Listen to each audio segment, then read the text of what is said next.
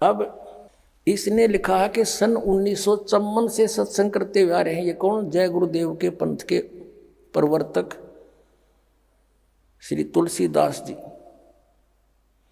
अब इन्होंने पाया क्या?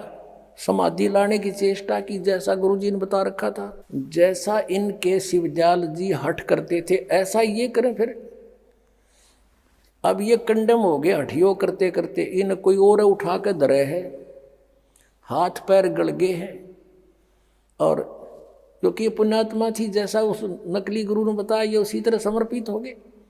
अब ये अपना अनुभव लिखते हैं, न के देखा ऊपर भगवान की सा है दिखाते हैं। परमार्थी वचन संग्रह परम पूज्य स्वामी जी महाराज परम संत स्वामी तुलसीदास जी रचित 9 पुस्तकों का संग्रह सजलिद जल्द कर रखी। इसकी प्रकाशक है व्यवस्थापक अमर संदेश 23 पांडे बाजार आजमगढ़ से।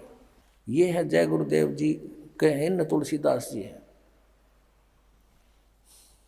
और ये इनके गुरु जी हैं गोरेलाल जी।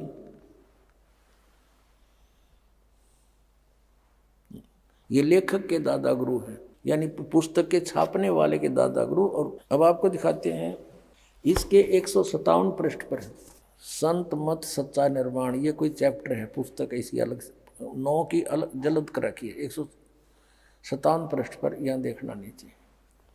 प्रश्न ईश्वर किसे कहते हैं? जो एक है, अद्वितीय है, जो न बाल न युवा है, न वृद्ध है, न स्त्री है, न पुरुष है, न नपुंसक है, न गर्भ में आकर जन्म लेता है, न मृत्यु को प्राप्त होता है। जैसे जैसे यहाँ देखो, अनाम है, अरूप है। अरूप माने निराकार है, उसका कोई रूप नहीं है। और तो ये दुख में मारो सट्टे। फिर आगे देखो, फिर इसके आगे क्या लिखते हैं ये 242 पृष्ठ पर आपको ले चलते हैं। अब 241 पर क्या लिखा है? ज्ञान रसीम चैप्टर है कोई इनका।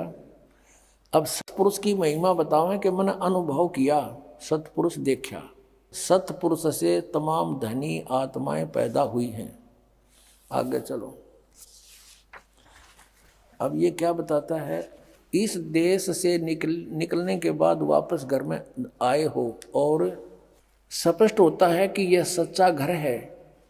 इस महान प्रकाशवान स्वरूप की मूर्ति विचित्र आदमी या बड़े से बड़े पुरुष की प्रतीत होती है। एक बहुत अद्भुत सुंदरी के साथ महान सिंहासन पर विराजमान है। पूर्ण पुरुष में से ये महान सुरीली राग निकल रही है। अब यूँ कह गए है कि मैंने जो ऊपर देखा वो भगवान एक सुंदरी एक औरत के साथ बैठा है सिंहासन पर, और उस पूर्ण पुरुष से महान सुरीली आवाज निकल रही है। उसका लघु प्रमाण बीन जैसी आवाज है, वह वास्तव में बीन है नहीं। इस मालिक की महिमा कथन में नहीं आ सकती, अकथनीय है। अब सतपुरुष सतलोक में अकेले हैं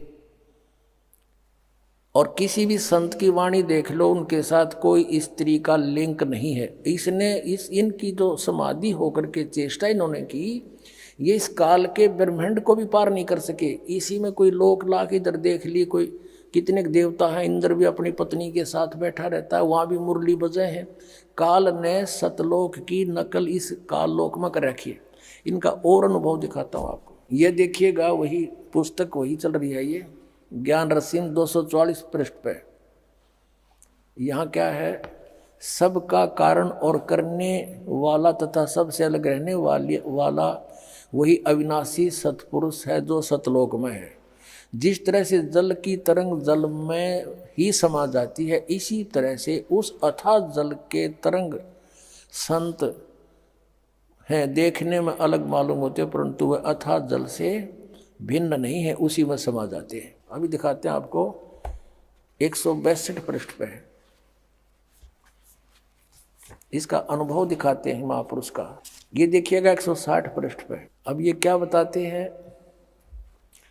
प्रश्न किया किसी ने कि 7 रंग होते हैं। अब बंगी कहीं भी सड़क पर जाड़ता नजर नहीं आता है, मनमूत्र से भरी नालियां मोरियां भी नजर नहीं आती। ये इस किसी भी लोक में यहाँ आप चले जाइए, आपकी कभी दृष्टि खुल जाए तो शिवलोक में, विष्णु लोक में, ये वहीं पर है ऐसे नज़ारे। इस इंद्र के लोक में स्वर्ण और मणियों के जुड़े हुए नाना प्रकार के महल दिखाई पड़ते हैं, नाना रंग की कारीगरियों से ये बने हुए हैं। यहाँ देख रहा हूँ। अब ये 163 पर कहते हैं यह दृश्य बड़ा ही अनोखा है। कभी कभी सुंदर से बाग नजर आते हैं, जैसे ब्रह्मा जी को दुर्गा ने ऊपर भेजा था, वो भी कहता वहाँ बड़े बड़े सुंदर बाग हैं, मनोहर मंदिर हैं, बड़े रत्नों जड़े हुए हीरे, ये बड़े वहीं भटक रही थी इनकी आत्मा। सुंदर रंगीन वृक्ष लगे हुए होते हैं, जिस वृक्ष की डालियों में बजाय फल और फूल के सुंदर नारी और नर विविध प्रकार के वस्त्रों के आभूषणों से सुसज्जित किरीट व मुकुट व कुंडल पहने हुए वृक्ष सहित झूम झूम कर नृत्य कर रहे। यह करा केड़ंगा देखा था नो के नर नारी वृक्षा के महाय फटोरे हैं और वो वृक्ष भी गेले नाचे हैं। कभी कभी श्री रामचंद्र और श्री कृष्ण जी की मनोहर झांकी अद्भुत छटा से पूर्ण दिखाई पड़ जाती है। अब रामचंद्र श्री कृष्ण भटकता रहा इनकी आत्मा, और तभी तो इसने ये अनुभव बताया अपना कि भगवान एक सुंदर नारी के साथ बैठा है। बताइए इनका अनुभव है, सारी उम्र खो दी इसने।